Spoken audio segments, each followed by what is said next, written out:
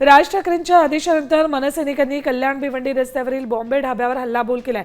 बॉम्बे ढाबा असं नाव असलेल्या ढाब्याचा फलक मनसैनिकांनी फाडला आणि मालकालाही इशारा दिला।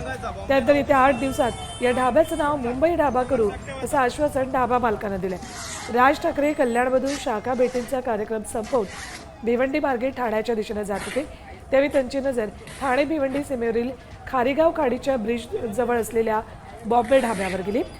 त्यानंतर ढाब्यावरील फलक मनसैनिकांनी फाडला। बॉम्बे नाव परत